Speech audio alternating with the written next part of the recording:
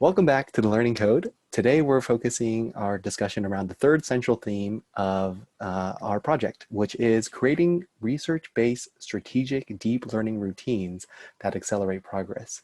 Jeff, you want to take this one away? Sure. The strategic deep learning routines, I put that in that language for a specific reason. So when we're thinking about strategic and deep, deep means down to the core of our soul, how we think about the world and how we process information, down to the values that we hold most dearly. And then there's a great book on that subject by Cal Newport, Deep Work. But strategic, I like to think about the concept of being able to navigate the different systems that we have in our lives. Many of those are not designed with our own identity in mind. They're designed because as a society, we have lots of people that we have to serve. And so in order to serve hundreds of people, we need systems by which we communicate that. And so when I think about encouraging students, I like to say, let's get you to a space where you have thought very, very deeply about what you want to do in your education, what type of training and skills you want to develop, and then let's get you deep into those particular skill sets. But I like to lead with that with strategic, because so much of the way that we engage with the world has to do with navigating spaces, navigating systems. And you know, life is constrained by money, time, energy, resources. And I think that within the focus on deep learning, we got to start with the ability to navigate those spaces in effective ways so that students can be effective in the long run. I always say, like, an ounce of prevention is worth a pound of cure. Do a bunch of stuff up front to put yourself in a position so you can spend as much time as you need or want learning deeply. And then the second piece of that, the idea of research-based mechanisms, I like to think a lot about the research-based because so often in education, we focus on kind of anecdotes, right? Well, this is what worked for me, so this might work for you. Another way to say that is that when a lot of times the teachers that are leading us are content experts, but they're not necessarily experts in cognitive science, psychology, and learning. And so they're giving ideas, advice, content within a very, very specific framework, but it's not really designed to help students understand the process of how learning works and what we know about that process as the human race, right? There have been, you know, professional scholars that have studied this for the last 30 or 40 years, and there's a ton of knowledge and vocabulary that comes along with that. And so our goal, my goal, and you guys have really picked up this mantle, is to be able to provide young students with insights into those ideas as a way to accelerate their own metacognitive identity. How do they think about themselves as learners? And so I think if we can combine the idea of understanding how learning works, what are the research results, what are the language associated with that, teach students to be, you know, help students, encourage them, guide them, and to be super strategic in how they navigate the systems, and then have those two things combined to get them to a space of deep reflection about their own identity, what they want to learn, why they want to learn it, and how they're going to leverage it to make an impact in their local communities. I think that's something that we can really accelerate their progress and empower them, you know, empower each of us to become the fullest version of ourselves. And so that's kind of how I was thinking about that. And I know you two have a lot to say about that. So I'd love to hear, as you all think through that, either your reactions or how that resonates with you. I have a lot to say about the idea of strategic versus deep, but I will let Steve take the mic next. I just, I really appreciate the idea of just research-based, because I think it's so easy for us to take like anecdotes or give anecdotes about our own lives or receive anecdotes and just the personal experiences of other people, and say it could be like other professors or peers. And there's so many things that happen in someone's life and variables that are unaccounted that can like change how something or like some specific method that you use, and it doesn't necessarily apply as effectively or successfully for you. And one could get like really frustrated in that process. So when you can use something that's like research based and like it accounts for many of those variables, I think that can be really helpful and avoid a lot of that frustration and pain that students go through. I agree. It's like if we're trying to produce a medication, we wouldn't want just because this medication works for Steve to like replicate that medication for everyone else, right? So that is literally what that research process is like, and to leverage people's work in understanding how learning works over the past 40 years or so is grounded towards our work at the Learning Code. I wanted to take a second to expand on the idea versus strategic versus deep. I recognize what Jeff is saying is for students, so much of our pressures are having to get the grades that we need to get our degrees and to keep our scholarships or to keep our financial aid.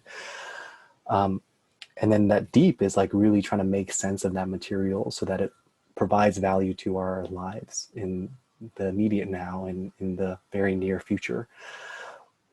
This is actually related to one of our first videos, maximize your return on investment from college, because I have found that the dominant narrative in my courses is get the grades that you need to get to pass and get the grades that you need to get to earn your credentials.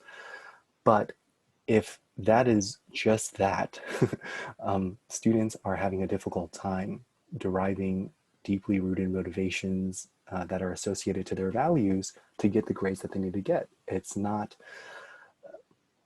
really not so simple, right? So the fact that we can leverage deeper thinking into how are these general ed courses or upper division courses or major related courses going to provide value in our lives right now and in the very near future, then like the grades will come actually when I've been able to tap into that level of thinking. So for us, for Steve and I, for sure, and Jeff in the past, when he was taking his courses, we've all thought about at some point, how do we teach how might we teach this course better than the teacher is teaching it, and to make it more plain, right? And that there's actually scaffolding involved in that, and there's actually really, really hard intellectual labor to take complex ideas and to make it plain. It's not a sheer lack of motivation and time and resources. It's like literally there's so many subtleties and nuances in making hard ideas plain. One simple example is loan, like calculating loans, right? Steve, I saw what's in the chat. Do you want to say a little bit about that so we can expand this? About calculating loans? Strategic versus deep, because your first take was the research, right?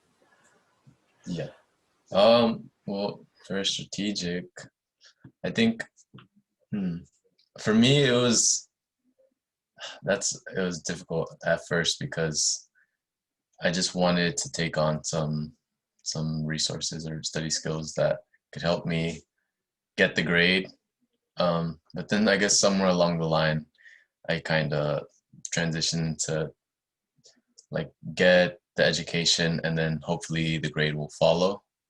But I know that there's sometimes I have to make like a difficult decision and it's not always so clear cut, and I have to prioritize whether I have to turn in an assignment or I have to get all these questions done super thoroughly, or spend more time on this project or let more or less on in this class or something. So it's not always too clear cut, but I think if you can at least beforehand select like where your values lay and what you kind of care about more and what you want to get from college, I think that makes it a little bit easier. Yeah, and just to follow up on that, one of the things I think a lot about, like, it would be great to give an exact example or a specific example so that people can kind of understand the different language here. So I'm gonna think about a specific example in my own education because that's what I can speak to best. I remember I was taking a test in what we would call at Foothill College Math 1D. At my college, I think it was at UC Santa Barbara, I think it was Math 5B. It's basically multivariable calculus with a focus on integral techniques. So the fundamental theorem of calculus, Green's theorem, line integrals, etc. And I remember as I was preparing for that, At that point in my life, I had a bunch of different systems that I would use. So the deep learning was at the core of those ideas are some very, very deep ideas about the structure of how the world around us works. And at that point, I wasn't actually able to go as deeply as I needed because of the structure of the university. But I had what I would call strategic mechanisms that I could use to get an A in that class. And some of my strategic mechanisms, I would use a flashcard system, which we'll talk about in different videos in the future. I use the red, yellow, green. So at UCSB, I used to either bike or walk to campus. And around test time, one thing that I would do is if the test was on a Monday, the weekend previous and the weekend before that, about 10 days is before that test, I would start getting ready. I would have made every day after lecture, as part of what I would do is I would make flashcards. And so those flashcards would cover theorems, definitions, statements, example problems, and they would have the problem on the front. And then on the back, they would have either the definition statement or the problem solution in a small form. And then I would just keep them in my back pocket. And what I learned was if I got it, every card started as red. So if I would get it right, it would move to yellow. And if I got it right again, it would move to green, but no card could move to green in one day. So it needed to move to green over a period of days. The moment I got one wrong, it would go from like green to yellow or yellow to red. And that cycle, not only was I doing stuff that I was just learning that day, but it also went backwards, right? So in any given week, we had 3 classes. So class 1, maybe I have 5 new flashcards or 10 new flashcards. Class 2, another 5 to 10. And then I'm cycling those through with the previous weeks. Well, it ends up that actually hits a number of research principles. So there's something called distributive practice, which is distributing over time. So the idea is that I can't move from one to another on one day. Another one is I have 10 days to start prepping for the material. This doesn't even include lecture rewrites. This is just like trying to study for the course. It actually ends up that in our brain, the neurons, the myelin sheaths around the connections get a lot stronger when you repeat a function over multiple days or multiple weeks. There's research studies on that. Another one is interleaved practice, which is you take a bunch of different ideas and you interleave them together. So rather than doing all Green's theorem in 3-hour session, then the next one is all Stokes theorem, then the next one is the line integrals. In that first one, do 1 Stokes, 1 Green's, 1 line integrals. Then the next one, 1 Stokes, 1. Now all of a sudden it's interleaved. And what happens is there's mental friction that slows my mind down because I have to context switch. And so on a day-to-day basis, it's actually much harder. But what I'm doing is I'm actually working out my neurons in a way that I wouldn't have to do if I just get back to back to back Green's theorem, because by the 4th Green's theorem problem, like I have it memorized. I don't have to think anymore, right? And so from that standpoint, like I didn't have that knowledge. I couldn't say that outside, you know, oh, what I'm doing with this flashcard thing is a research supported concept. I just was using the material. But I think it's so powerful if we can start to teach, if students are aware, like, oh, this is interleaved practice. Oh, this is distributed practice. Oh, this is, whatever the name of those techniques are, so that they're familiar, like this is why it's working. And more particular, there are like one of the ways not to do this, and I saw some of the students that struggled in the course, they would literally just like reread passages. But rereading passages doesn't actually test the brain at all. It's the equivalent of like going into a gym to do bench presses and asking for a spot. You know, you put 3 plates on and then the spot takes 2.9 plates and like literally you're just lifting the bar, right? Whereas when you're doing interleave practice, like you have a spotter for sure, which is the fact that on the back of the card is an answer, but you're taking most of that weight every time. And so you're going to failure and then literally like the time to failure is down. And so I think that's where this research-based gives us the knowledge of the particular research result in cognitive science that allow us to articulate using that language, what are we doing and why is it working? Strategic means we're using it, we're leveraging those ideas to effectively navigate the systems in our courses. And then deep, and that's what was missing for me when I was in college because I didn't have access to people to do this, is getting down to the kernel of the idea and making it make sense, and then being able to make the translation between what I was learning in that Math 1D course and what I want to do for the rest of my life, right? So that I spend the time to do that. And I think that, you know, that's an example of the type of situation that occurs where those different types of knowledge are really powerful. Steve, you want to say something for a minute before you got to go, and then I want to follow up with Jeff's response. Really, I guess no, yeah, I just wanted to maybe vouch for the not the interleave, but the distributed practices of flashcards. Although I haven't gotten it down to the T of using highlighters yet, but I think you can gradually build your way up. And I probably don't even practice it as nearly as much as I should have, but I took the step of actually making the flashcards for a bunch of definitions, and so even though I didn't use it as much as I wanted to, I'm glad I took that step. And I think I just wanted to emphasize my point right now is that you can't really adapt these study skills overnight or just like maybe in one quarter. Like you gradually build them, and it's a process. Um, so don't be disappointed if you're a C student one day and you're not an A student by week 5. Um, but yeah, that's I have to head out now, and you guys are do well. thanks, Steve. I wanted to follow up. You'll keep this going. That's the beautiful of chapters and timestamps. So, more specific example, since you highlighted Green's theorem, Jeff, when you lectured on Green's theorem, you helped your students go deep, right? By actually, do you remember you played the video of the water currents, and then you brought the props of those two discs to be able to visualize our concept images, right? If we define concept images as verbal, visual, symbolic, algorithmic, logical, modeling, literally reading that off this piece of paper, but the idea is so many of our classes not only lack context, many of our professors don't invite us to go deep. So that's so much of that is on the student. And just the other day, I was listening to the idea that apparently in social work literature, asking the why, like why are we studying what we're studying, or why are we doing what we're doing, actually turns people into the defensive because it's not a simple question to respond to, right? So like answering the question, why the heck are we learning Green's theorem, is not a easy question. However, this is where if we can get strategic, which is getting the grades we need to get by leveraging research-based study strategies, too deep, which is the why, we can really find synergy in both of those. So if I was in a multivariable calculus course and I was introduced to Green's theorem without the teacher showing me videos of green theorems in action, or without the teacher having props, I can actually, it doesn't take me too much to look some of that stuff up. So I can invest the time into understanding the why, which is the deep.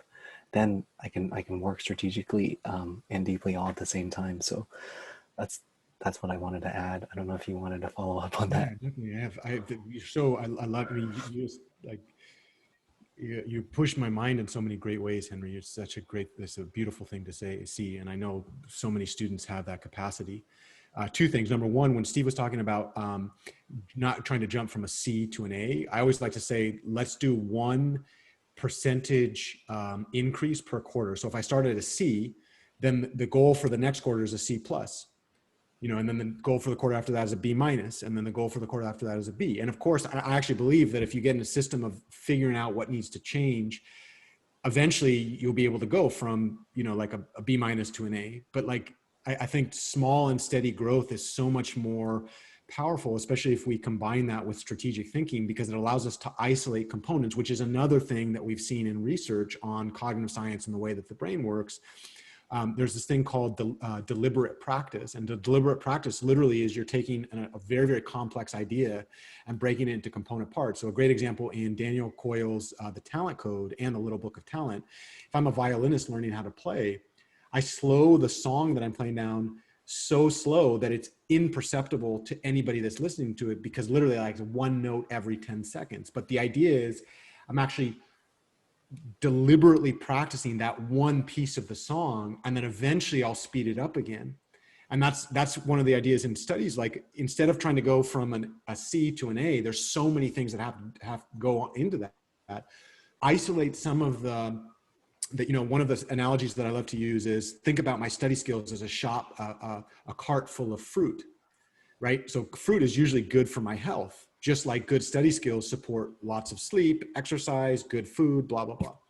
But some of the fruit might be rotten. Some of the fruits in those things might actually, if I ingested those, if I use it, just like bad study skills, right? I could eat it and then get really sick.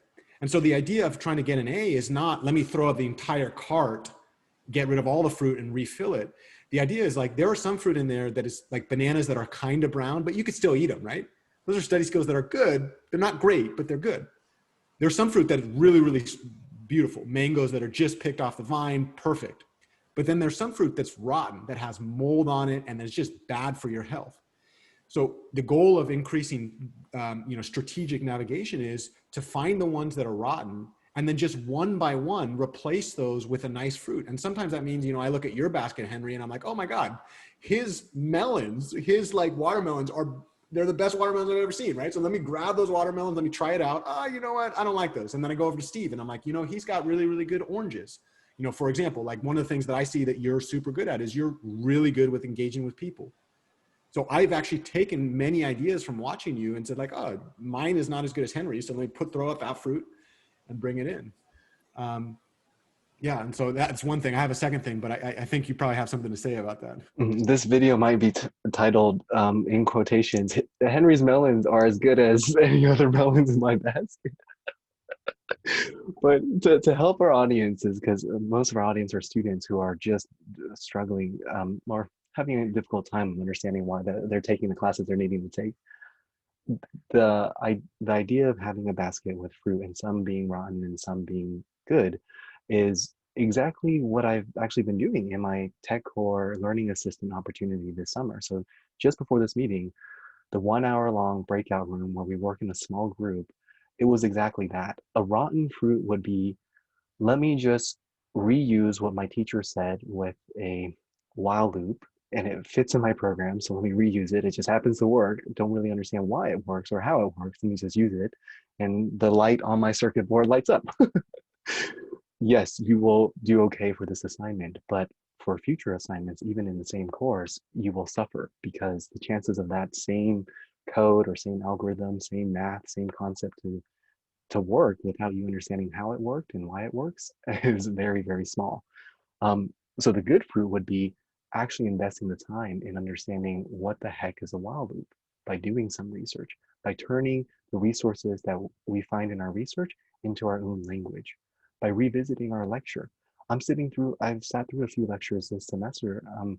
There's just no way. So remember everything you said about unsigned integers and two's complements and big Indian, little Indian?